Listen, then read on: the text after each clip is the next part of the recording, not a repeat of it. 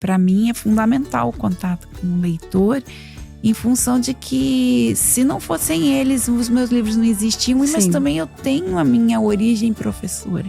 Então eu me alimento desse contato. Sim. Encontrar com os leitores, com as crianças, com os jovens, com os adultos, para mim é mais do que uma alegria. É às vezes uma emoção.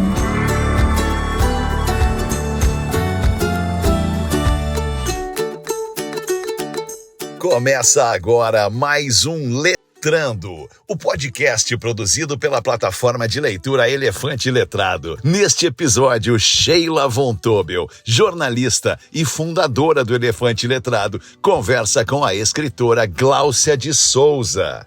Bem-vindos a mais um podcast Letrando. Hoje o papo é com uma autora carioca que mora em Porto Alegre já há muitos anos e já publicou mais de 25 livros. O nome dela é Gláucia. Gláucia, bem-vinda ao nosso podcast. Muito obrigada pelo teu tempo, obrigada por estar aqui conosco.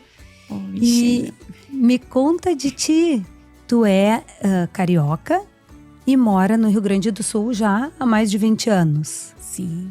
Primeiro, Sheila, obrigada pelo convite para estar conversando contigo aqui hoje. Ah, imagina, o prazer é todo nosso. Sim, eu vim em 1994, né, do Rio de Janeiro para morar aqui. E desde então, sempre morei aqui e trabalhei também, né, como escritora e até hoje, e muitos anos como professora. Ah, como professora também. Sim. E foi a profissão de professora que te inspirou a ser uma escritora? Acho que as duas coisas, né? Porque eu já escrevia já há bastante tempo e há mais tempo, desde 14 anos, na verdade, que eu dou aula, primeiro como voluntária e depois como professora de língua portuguesa. Desde os 22 eu já escrevia. Mas o meu primeiro livro publicado foi O Saco de Mafagafos, né? Que nós temos no Elefante Letrado e é uma delícia. Isso, obrigada. Da editora Projeto, e ele foi publicado em 1997, mas ele foi escrito mais ou menos na mesma época em que eu comecei a atuar como professora de língua portuguesa, em 1988, mais ou menos. E, na verdade, esse livro foi o meu primeiro que foi publicado, mas ele não foi o primeiro a ser escrito. Houve outros que eu escrevi antes, né? Alguns próximos ao Saco de Mafagafos. O primeiro que foi escrito completo se chama Catirina e a Piscina, que foi publicado muito posteriormente. E pertinho do Saco de Mafagafos eu também escrevi o Astrolábio, que também tem. Que também nós temos no Elefante Letrado e eu trouxe ele aqui pra gente mostrar. E a Tesselina também, que foram os três, junto com o Catirina e a Piscina, que foram os 3 primeiros, os 4 primeiros que eu escrevi. E eu tenho aqui também. Isso. Tesselina. E me conta de onde vem a inspiração para escrever cada história, porque imagino que para ter 27, quantos livros publicados? 27. Para ter 27 livros publicados, tem ainda muitos outros guardados, né? E como é que é esse processo de criação? O meu processo de criação, pegando um pouquinho da pergunta que tu tinha feito antes, ele vem também muito em função de eu ser professora, mas não pelo fato da profissão em si, mas pelo contato que a gente tem com as crianças, com os adolescentes, com os jovens adultos, e que eles trazem muitas histórias das vidas deles, enfim. Na verdade, eu acho que quando a gente escreve não há tanto de inspiração, né? Há muito de trabalho, de observação, de escuta, de leitura. E quando eu vou escrever os meus livros, eu geralmente faço muita pesquisa, dependendo do assunto que eu vou escrever. Por exemplo, na coleção de A a Z, que também tem, né, na estante do Elefante Letrado, eu fiz pesquisas sobre os assuntos diferentes que cada um dos livros da coleção aborda.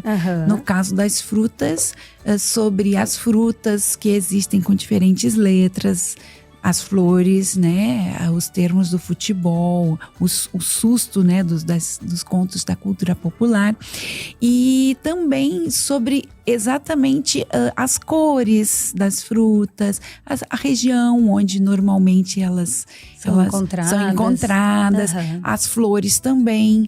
E depois de toda essa pesquisa, os poemas eles vão surgindo a partir disso. Claro que existem alguns lances assim de inspiração que eu acho que seriam mais fruto de depois da gente pesquisar tanto, a gente dá aquele clique e aquele clique surge pra gente escrever. E eu vou anotando nos meus cadernos, nas folhas que eu tenho disponíveis. Sim. E registrando pequenos trechos de histórias, cada um eu vou colocando em um saquinho nas minhas pastas, né?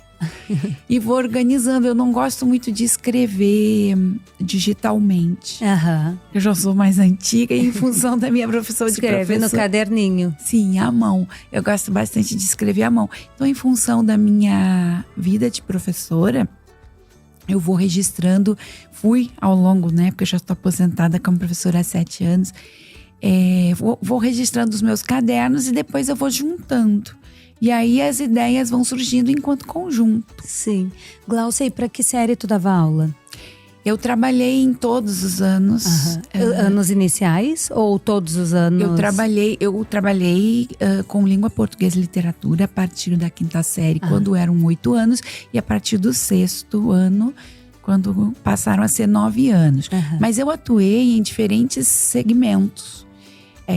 Desde a primeira série antiga, com oficinas no colégio de aplicação, onde eu trabalhei muitos anos. Oficinas com crianças menores, porque eu fiz o magistério também. E atuei também com os anos finais, com o ensino médio, com o magistério. E também com uma cadeira que eu dei de literatura infantil no curso de pedagogia. Mas os anos que eu mais atuei, por muito tempo, foram 6º e 7º anos, porque eu trabalhei no Projeto Amora, que é um projeto que existe até hoje, do Colégio de Aplicação da URGS, que se concentra em 6º e 7º anos. Então, por mais de 20 anos, eu atuei nesses 2 anos. Sim. E dos teus livros, algum deles foi inspirado em alguma história que tu viveu ou vivenciou com as crianças, com os teus alunos? Sim, tem vários episódios que surgem, né? Sim. E que eu vou registrando, e a partir desses episódios, de vez em quando, eu insiro em algumas situações de livros. Agora, livro inteiro, existe o meu livro primeiro, aquele que eu falei que eu escrevi, Catirina e a Piscina. Sobre o que ele fala? Ele fala de uma menina, né? Que gosta muito de escrever, de contar histórias. É uma menina que mora em uma comunidade. E ela gosta muito de escrever e de ler. E o sonho dela é ter uma piscina para que ela possa mergulhar e nadar com seus amigos, enfim. E tem várias histórias ali que, de certa forma, eu coletei quando eu era professora voluntária no Rio de Janeiro. Em uma comunidade chamada Morro do Jardim, e que eu trabalhava com ensino religioso.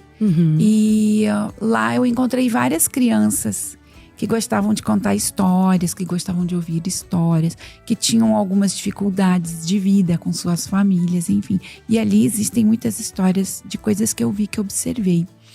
E também existem, a própria Tesselina também tem algumas coisas que eu vi, que eu vivi. A Tesselina não é parecida com a minha família, nenhuma personagem da minha família, né? Mas a Tesselina tem uma característica que é alguma coisa da minha própria família, que é o fato de tecer. Porque eu venho de uma família que passou de geração em geração esse gesto de tricotar. Minha avó fazia muito tricô, fazia sapatinhos, fazia mantas, roupas de bebê, tricô redondo, fazia outras artes. Sim, né? E se a gente observar a capa… Sim. Tem todos os Tem pontos. tudo a ver. Isso, Né? a Cristina, quando fez os desenhos e as ilustrações, né, da Tesselina, ela fez todo o desenho à mão dos pontos de Sim. tricô. Ela desenhou um a um, né, uma carreira a carreira, e depois ela trabalhou ao longo do livro com todas essas imagens do tricô. Sim. Isso tem a ver com a minha família, porque nós todas, eu tenho uma família de muitas mulheres, Aham. e elas fazem ou fizeram tricô, né? Aham. Minha mãe também fez. Eu faço um pouco, muito menos que as gerações mais antigas, mas também faço. Que bacana. E como é que tu escolhe os ilustradores para cada um dos teus livros? Na verdade, não sou eu que escolho, porque tá. existe uma figura muito importante quando a gente fala no livro, no objeto livro, que é a figura do editor, é o coordenador editorial. Que nos meus livros que estão na estante, os meus livros tiveram, vamos dizer assim, a honra de ter duas grandes editoras, que são a Anete Baldi, da Editora Projeto, e a Elaine Maritza, que fez a coordenação editorial da coleção de A a Z. Então, normalmente… Eu nem sabia que tinha sido a Elaine. Sim. E a Elaine é nossa editora aqui no Elefante agora ela é também. maravilhosa. Maravilhosa. Ela e a Anete são maravilhosas. Maravilhosas. É. Então, esse trabalho da escolha, porque é algo muito importante por um livro endereçado à criança, é justamente essa escolha do ilustrador. Porque o livro para criança, ele é um híbrido, ele é um casamento da imagem com o texto. Então, cabe ao coordenador editorial, que tem o conhecimento dos profissionais que existem e que estão produzindo no mercado editorial, cabe a eles escolherem qual o ilustrador que melhor consegue traduzir e Aquele também texto. reler aquele texto. Porque não se trata de reproduzir o texto, mas de abrir espaços para que aquele leitor grande, pequeno, de diferentes idades, possa fazer leituras diferentes a partir do texto e da imagem. Então, na verdade, não sou eu que seleciono esse ilustrador, mas muitas vezes o editor nos consulta Sim. sobre o que a gente acha do trabalho do ilustrador. E todas as vezes que os editores me consultaram, principalmente a Anete e a Elaine, que são profissionais assim especiais, eu sempre concordei, porque são escolhas muito, muito bem feitas. No caso da Tesselina, foi um pouquinho diferente. Por quê? Porque a Cristina Biasetto já era minha amiga. E da época que a Cristina leu a Tesselina, ela gostou muito, se identificou com a questão do tricô, porque também ela faz tricô. Que legal. Então faz todo sentido ilustrar um livro. Exato. Assim, então ela começou a desse produzir tema. Antes da Anete, que já tinha interesse no texto, antes da Anete selecionar, ela, sem nenhum compromisso, ela gostou tanto que ela começou a produzir algumas imagens. E mostrou para a Anete, e a Anete gostou. E disse, não, já é tu. Então a Cristina já fez as ilustrações da Tesselina, porque antes ela já tinha lido o texto, se identificado com o texto, gostado e produzido a partir da… Gláucia, e tu tem algum livro preferido dos teus 27 já publicados? Tu tem algum que seja assim, esse é o meu filhotinho? Ai, que pergunta difícil, As crianças ficam muito curiosas para saber sobre isso, mas na verdade não. Outro dia eu fiz essa pergunta para um autor, para o Marcelo Carneiro da Cunha. E assim, é quase como pedir para escolher um filho. Que filho tu preferes, né? É difícil, não tem resposta. A gente não tem resposta. Os filhos livros, como os filhos das famílias da gente, né? A gente ama a todos, mas a gente escolhe cada um e ama do jeito que eles são. Sim. E por um motivo. Então tem alguns livros que eu porque eu amo, porque foram difíceis de fazer. Tem outros, como por exemplo o Bestiário da editora Projeto, porque eu levei 2 anos estudando sobre os símbolos, né, das figuras mitológicas, das bestas, entre aspas, das figuras da cultura popular, da literatura. Depois mais 2 anos para fazer os poemas.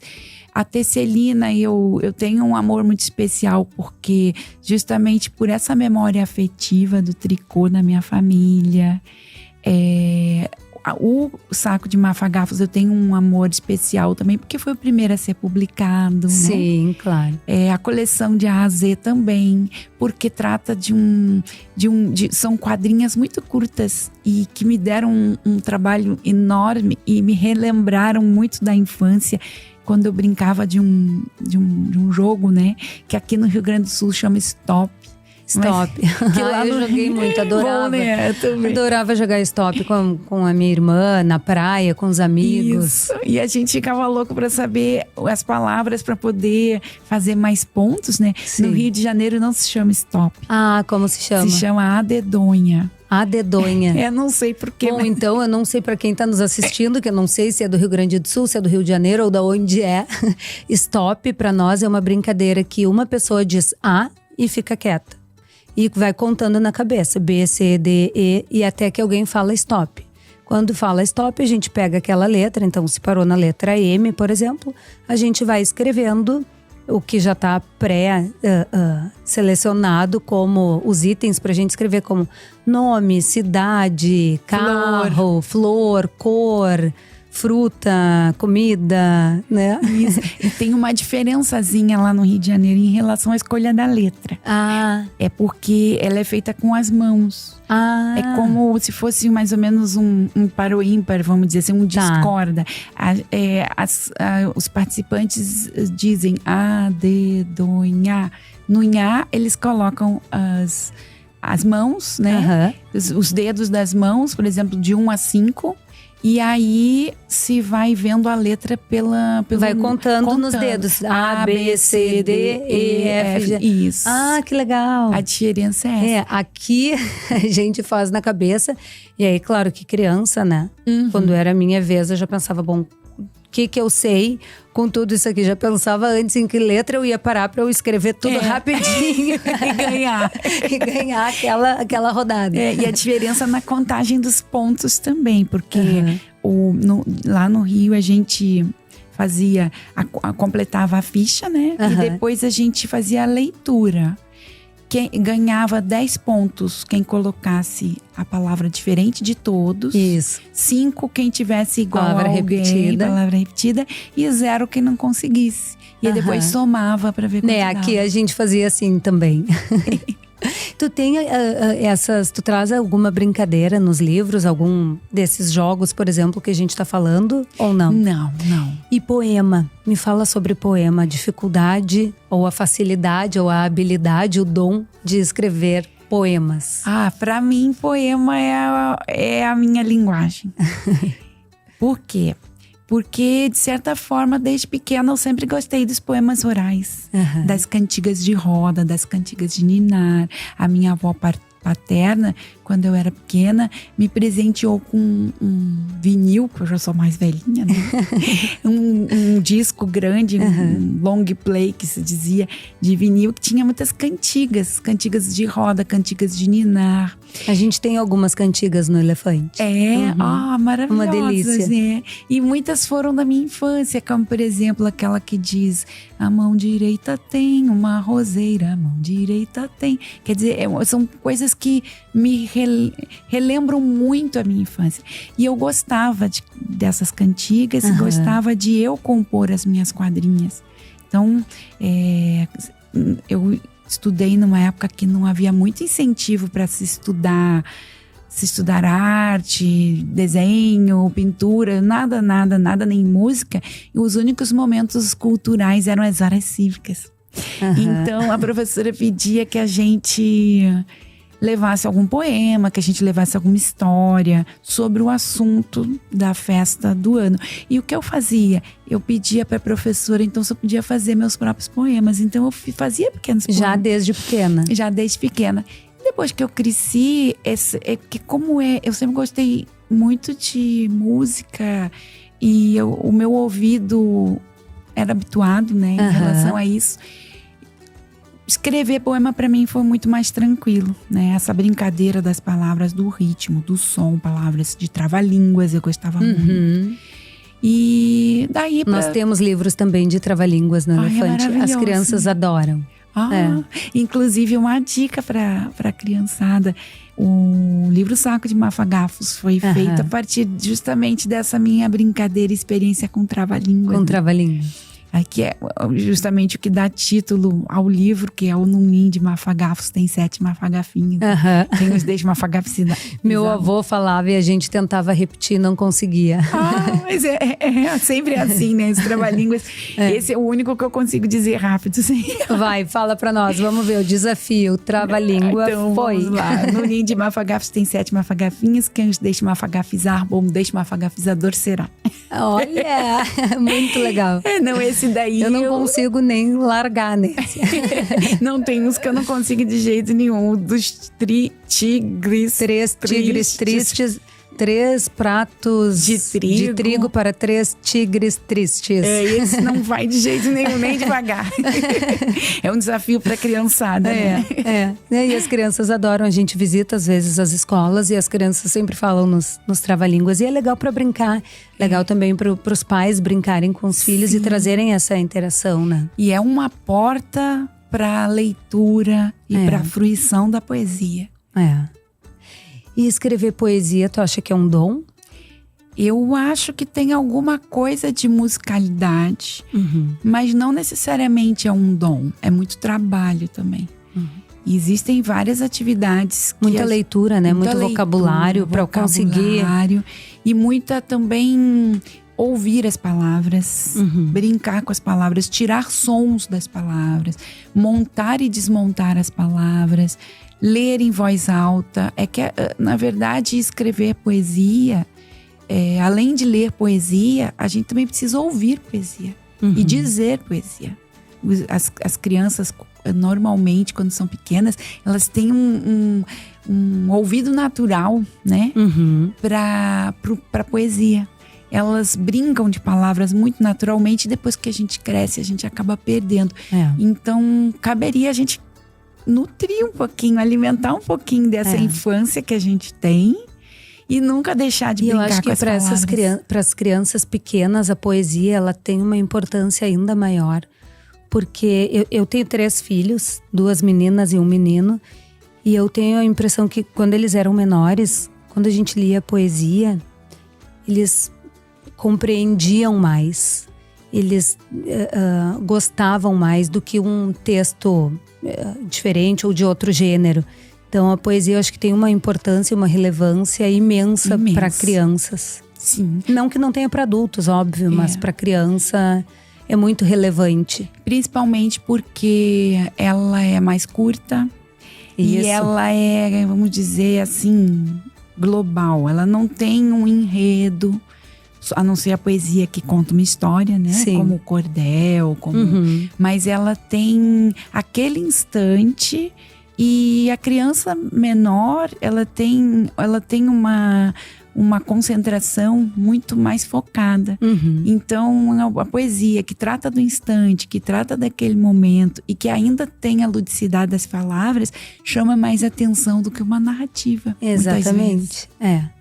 E me diz uma coisa, tu tá escrevendo algum livro agora? Tem algum saindo do forno? Como é que tá a tua situação de escritora ainda? Não, escrevendo eu sempre estou. Não para nunca, né? É um vício que não termina. É uma coisa assim, é um trabalho que eu acredito que eu nunca vou me aposentar. Mas o livro mais recente que foi terminado, na verdade, é de poesia e não foi terminado só por mim, porque nós temos um grupo de escritores e uma ilustradora, que é o grupo dos 6, nós chamamos 6 mais 1, né? Que são 6 autores e mais um ilustrador? Não. Somos 5 escritores, eu, Alexandre Brito, o Antônio Chimenec, o Caio Ritter, o Christian Davi e mais a ilustradora Laura Castilhos, que nesse último… Nós fizemos um experimento que já havia a ideia, o Caio já tinha conversado com o Christian, com o Antônio, sobre fazer um grupo de escritores para se encontrarem e conversarem sobre literatura e convidarem sempre alguém para trocar ideias. Só que bacana! Isso foi no final de 2019. Aí quando chegou um pouquinho antes da pandemia. Aí chegou 2020, veio a pandemia, eles nos convidaram mais a mim, ao Alexandre Brito e a Laura Castilhos, e a gente não podia se encontrar por causa da pandemia. Sim. Então nós começamos a nos encontrar virtualmente, a conversar sobre literatura, a convidar alguém para conversar sobre determinado assunto da literatura, alguém colega, né? Ou ilustrador, ou escritor, ou mediador de leitura, agente cultural. E aí, e também fazíamos encontros com outros professores para falar sobre literatura virtualmente. Aí eu tive a ideia de que a gente pudesse escrever um livro juntos. Que legal! E nós escrevemos uma narrativa chamada E Fiquem Bem, uma narrativa juvenil. Cada um de nós criou uma personagem e fomos escrevendo, montamos um esquema narrativo e nós íamos nos revezando na escrita e fizemos esse livro. Gostamos tanto que agora nós terminamos um livro de poemas. Mas cada um ia escrevendo um pedacinho? Como é que funcionava? Funcionava assim, nós fizemos a estrutura do livro. É a história de um grupo de meninos e meninas, né, jovens, e uma senhora, que é a dona Isadora. Cada um criou uma personagem que estaria relacionada a um apartamento de um prédio pequeno. Que de manhã, cada um deles acordava e via que estava cercado por um muro e não poderia sair. Então essas personagens, primeiro nós fizemos a caracterização e depois nós fizemos um roteiro, o que elas iam viver em cada capítulo, e cada capítulo, cada sessão tem uma personagem contando essa parte da história, só que não é o seu ponto de vista necessariamente de um mesmo acontecimento. A narrativa vai se desenrolando. Entendi. Cada pedacinho com em terceira pessoa, né? Mas com a escrita de cada um de nós. Que bacana! E foi sendo assim até o final. E a Laura fez essa mesma narrativa, ilustrando de forma visual. E daí nasceu essa narrativa que se chama E Fiquem Bem. E ela foi publicada pela editora Fisales no ano passado. Aí nós acabamos e pensamos, o que vamos fazer agora? Vamos continuar, Agora vamos fazer um livro de poemas. Então nós fizemos esses poemas e a Laura também escreveu. Então a Laura conosco também atuou como escritora nesses poemas, né?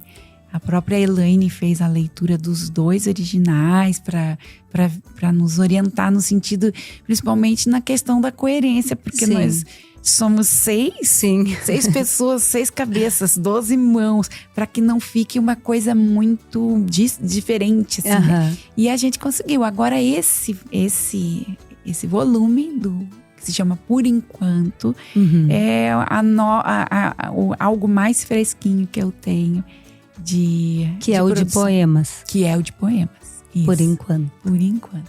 Mas tenho vários outros em processo, alguns textos que estão sendo terminados, que já estão sendo preparados.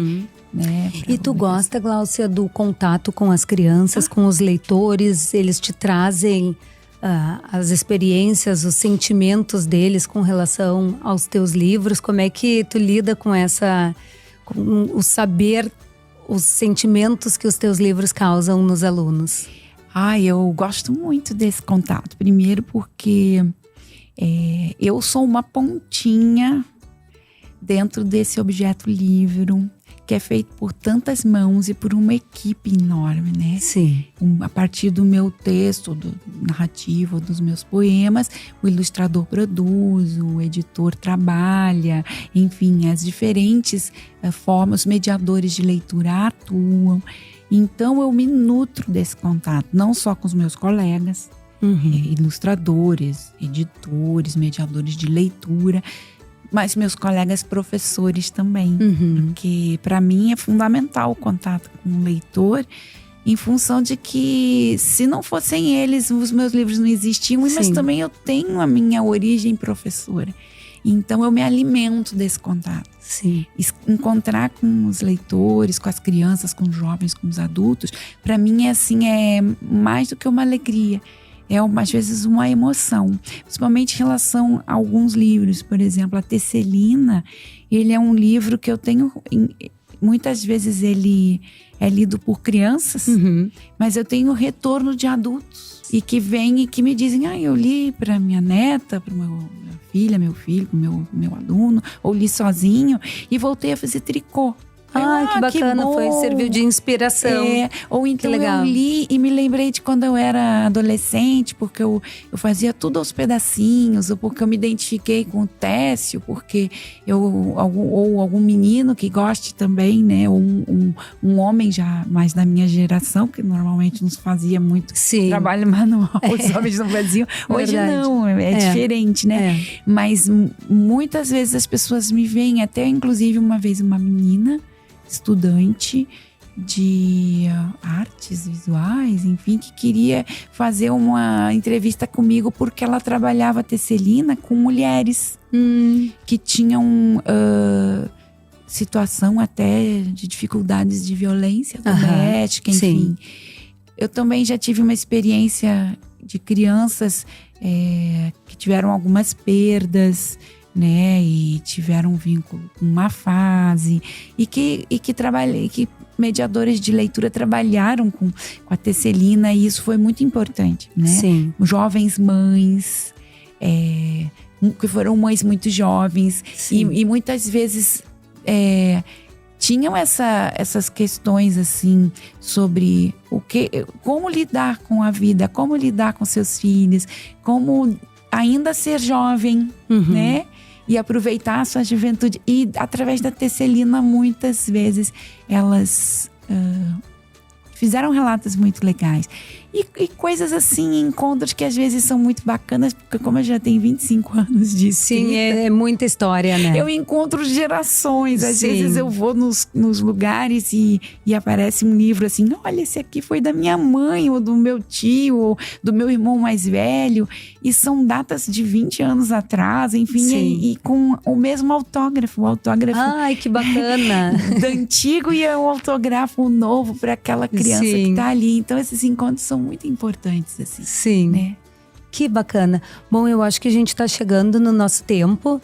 Gláucia, muito obrigada pela tua presença aqui hoje no nosso podcast. Um prazer falar contigo, um prazer te conhecer, conhecer uma pessoa tão especial que escreve livros tão bacanas. Ai, obrigada. E o nosso estúdio está sempre à disposição quando estiver por aqui, quiser bater um papo de novo, Sheila. A gente vai adorar. Obrigada, Sheila. Agradecer a você, agradecer por essa oportunidade também de te conhecer e de bater esse papo com todos os leitores da plataforma Elefante Letrado e os que estão, né, na TV do Elefante. Isso. Sempre conhecendo os escritores, os ilustradores, quem faz livro. É bacana, a gente está adorando esses podcasts de trazer autores, ilustradores para quem conhece o nosso trabalho, para quem curte o nosso trabalho, para que possam conhecer também um pouco do que está ali dentro da plataforma, né? Somos pessoas, estamos aqui, a gente faz, a gente produz.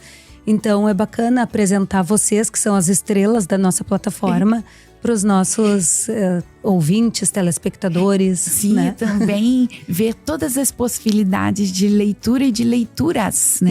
Isso, exatamente. Porque pra gente encerrar, qual é a importância da leitura? A leitura, eu tenho uma definição que eu vou copiar e colar. Tá. Da Marina Colasanti. Uma vez eu assisti a um encontro com a Marina Colasanti e ela dizia assim: os livros não mudam o mundo e a leitura também não muda o mundo, mas os livros e a leitura mudam as pessoas, e as pessoas sim mudam o mundo. Então eu acho que a importância da leitura é justamente a gente se transformar, da gente pensar, da gente se divertir, da gente refletir, e a partir disso a gente ser cada vez melhor pra gente, pro mundo, pros outros. E aí sim a gente consegue mudar o mundo. O mundo, perfeito. Muito obrigada. E para você que nos assistiu, se puder curtir, comentar, compartilhar, a gente agradece. Até a próxima. Obrigada, Gláucia. Este foi mais um Letrando, o podcast do Elefante Letrado, com a apresentação de Sheila Von Tobel.